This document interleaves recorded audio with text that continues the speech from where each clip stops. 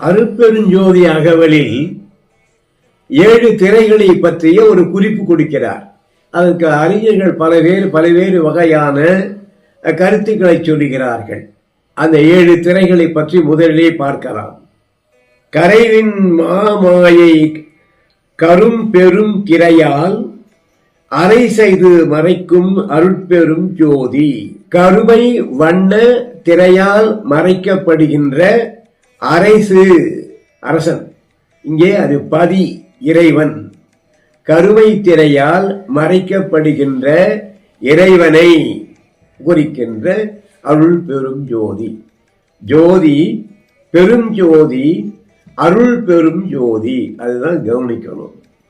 அந்த 3 சொற்கள் சாதாரண ஜோதி இல்லை, மிகப்பெரிய ஜோதி, அளப்பெரும் எல்லையில்லாத ஆற்றல் உடைய ஜோதி, அருள் வடிவமான ஜோதி. வள்ளுவர் சொல்லுவது போல அருள் என்னும் அன்பு ஈனும் குழந்தை. ஒரு அற்புதமான வார்த்தை. அன்பு இருந்தா அருள் வரும், கருணை வரும், தியாகம், எல்லா நல்ல குணங்களும் வருவதற்கு அடிப்படை ஆதாரம் அன்பு. வள்ளல் பெருமான் அன்பை வலியுறுத்துகிறார், பல்வேறு வகையாக வலியுறுத்துகிறார்.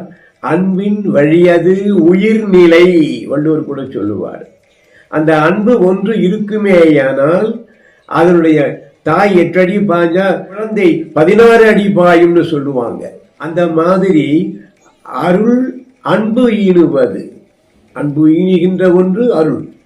அந்த அருள் இருக்குமேயானால் ஓரு அறிவு உடைய புல் பூண்டு முதல் 6 அறிவு மட்டுமில்லை, 7வது அறிவு உடைய மனிதன் வரையிலே மிக உயர்ந்த நிலையை பெறுதல் கூடும்.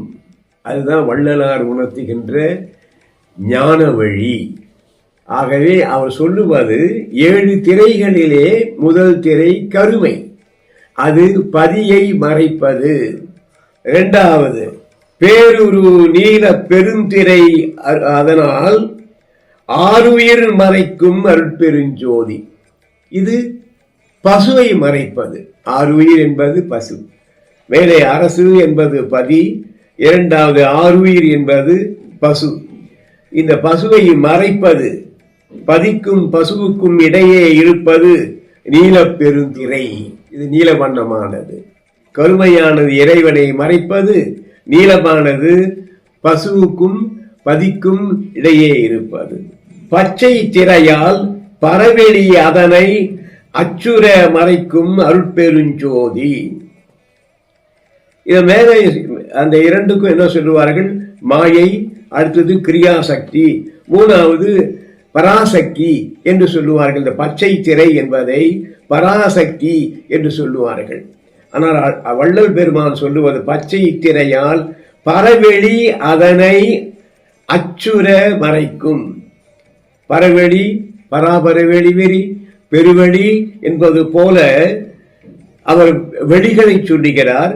பரவெளி, அது பற்றி பின்னால் சிந்திப்போம். அடுத்தது செம்மை திரையால் சித்துரு வெளியை, பரவெளின்னு சொன்னாரு, 2வது சித்துரு வெளி.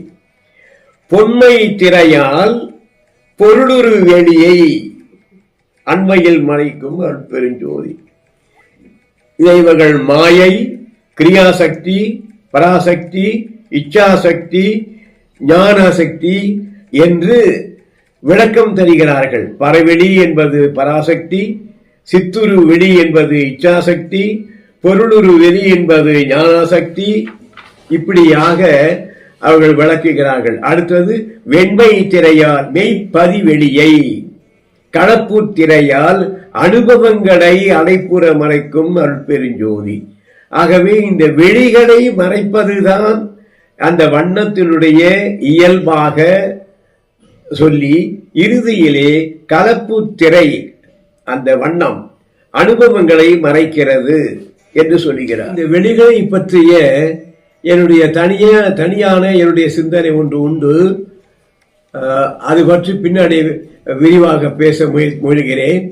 அதற்கு முன்னால் இந்த திரையை பற்றிய சிந்தனை, அந்த வண்ணம் பற்றிய சிந்தனை, இது வள்ளலாருக்கு எப்படி எழுதியிருக்க வேண்டும் என்பதை ஒரு கோணத்து பார்வையாக ஆதாரங்கள் 6 என்று சொல்லுவார்கள். சகசராரம் சேர்த்து 7 ஆதாரங்கள். 7 ஆதாரங்கள் பற்றி மிக விரிவாக பார்க்க வேண்டும் என்றால் அது தனி தலைப்பாக இருந்தாலும் இந்த வண்ணங்களை மட்டும் வைத்துக்கொண்டு இந்த 7 ஆதாரங்களை பார்க்கலாம். மூலாதாரம் என்பது எருவாய்க்கும் கருவாய்க்கும் இடையிலே இருப்பது சிவந்த வண்ணம். அடுத்தது சுவாதிஷ்டானம், இது தொப்புள் பகுதி ஆரஞ்சு வர்ணம். மணிபூரகம் என்பது மார்பு கூடு, 2 மார்பு கூடும் இணைகின்ற அந்த பகுதி, அது மஞ்சள் வண்ணம். அநாகரம் என்பது இருதயம், இது பச்சை வண்ணம். விசுத்து என்பது தொண்டை பகுதி, இது நீல வண்ணம். ஆஞ்ஞை என்பது புருவ மத்தி, இது இண்டிகோ என சொல்லப்படுகின்ற ஒரு வண்ணம். இந்த 6 ஆதாரங்கள் அல்லாமல் உச்சி பகுதி இருக்கிறதே சகசர ஆரம் என்பது, அது பெருவழி என்பது வள்ளலார் சொல்லுகின்ற பெருவழி, அதுதான் அது உச்சி பகுதி, அது வயலட் வண்ணம் என்று சொல்லுவார்கள். இந்த மூலாதாரத்திலே ஓம் என்பது கருவாய்க்கும் எருவாய்க்கும் இடையே இருப்பது. அடுத்தது நிலம், நீர், நெருப்பு, காற்று, வெளி, பெருவழி. ஆக இங்கே பஞ்சபூதமும் இந்த ஆதாரத்தோடு இணைகிறது. இந்த 7 ஆதாரமும் அதனோடு இணைந்த வண்ணங்களும் அவருடைய மனதிலே பட்டிருக்க வேண்டும். அதன் அடிப்படையிலே தான் இந்த 7 திரைகளை அவர் அமைத்திருக்க வேண்டும் என்பது ஒரு சிறு ஆராய்ச்சி குறிப்பு. இது மேலும் சிந்தித்து விரிவாக்க முடியும். இதற்கு மத்தியிலே வள்ளல் பெருமான் உடைய ஆய்விலே 8-2 என்பதற்கு பல்வேறு வகையான கருத்து சொல்லுவார்கள். 8-2 சுத்த 10, அது தசதீட்சை அப்படின்னு சொல்லுவாங்க. அது அல்ல. தசதீட்சை என்பது உண்டு, இந்த உடம்புக்கு கொடுக்கப்படுவது. மருந்திலும் கூட தசதீட்சை தருவார்கள். இந்த பூநீரை எடுத்த பிறகு செய்யப்படுகின்ற ரசவாத முறைக்கு தசதீட்சை செய்கின்ற முறையும் உண்டு. இந்த உடம்புக்கு தசதீட்சை என்று வள்ளல் பெருமான் சொல்லுவார். அதை 8-2 தான், 10-10னா தசதீட்சை என்று சொல்லுகின்ற மரபு. 8-2ங்கிறது அகர உகர மகரம் தான் என்பது வள்ளல் பெருமானுடைய வாக்கு. அதுக்கும் தசதீட்சைக்கும் சம்பந்தம் இல்லை. தசதீட்சை என்பது தனியாக ஒன்று வள்ளல் பெருமான் சொல்லுவது. 10 வேறு நிலைகள். அதை இருள் தேகம் என்பது ஒன்று, அதுக்கப்புறம் மருள் தேகம், அதற்கு பிறகு சுத்த தேகம், பிரணவ தேகம், ஞான தேகம், இதையெல்லாம் இந்த அவருடைய ஞான வழியை செல்லுகிற பொழுது அடைகின்ற அனுபவங்கள். சுருக்கமாக சொல்ல போனால் வள்ளல் பெருமானுடைய தத்துவம்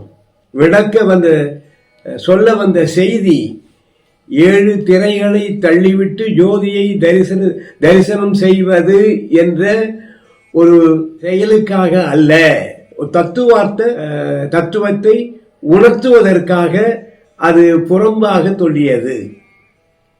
வெளிப்படையாக சொல்லாமல் குறிப்பாக சொல்லுவது. நடுநாடி நடமாடும் பதியே என்பது போல அந்த புருவ மத்தியிலே உள்நோக்குக அப்படின்னு சொல்லுவதற்காக பசுவை பதியோடு சேராமல் மறைக்கின்ற இந்த 7 திரைகள், அவற்றை கொஞ்சம் கொஞ்சமாக விலக்கிவிட்டு ஜோதியை தரிசனம் செய்யலாம். அதுதான் ஞானம் என்பது. 3வது கண்ணுன்னு ஒன்று தனியாக கிடையாது. புருவ மத்தியிலே இருக்கின்ற அந்த ஜோதியைத்தான் அவர் மறைமுகமாக அப்படி சொல்கிறார். இது ஒரு சடங்காக கொள்ள வேண்டாம். ஒவ்வொருவரும் உங்களுக்கு உள்ளேயே நாடுவேகளேயானால் நாடுவதற்கு இந்த திரைகளை தள்ளப்பட வேண்டும். இந்த இருள் தேகம், அருள் தேகம், அருள் தேகம், ஞான தேகம் என்பது சொல்லுவது போல இந்த ஒவ்வொரு தேகத்தையும் தச தீட்சைகளால் 10 வகையான முறைகளால் உங்கள் உடம்பை மனத்தையும் சுத்தம் செய்து கொண்டு ஆன்ம ஒழுக்கம் என்று சொல்லப்படுகின்ற ஜீவ ஒழுக்கம், கரண ஒழுக்கம் என்பது போன்ற அந்த ஒழுக்கங்களை மேற்கொண்டு இறுதியாக சொல்லப்படுகின்ற ஆன்ம ஒழுக்கத்தின் மூலமாக நீங்கள் உங்கள் உள் இருக்கின்ற ஜோதியை தரிசிக்க வேண்டும் என்ற குறிப்பு பட அந்த நிகழ்வு நடத்தப்படுவதாக நான் உணர்கிறேன்.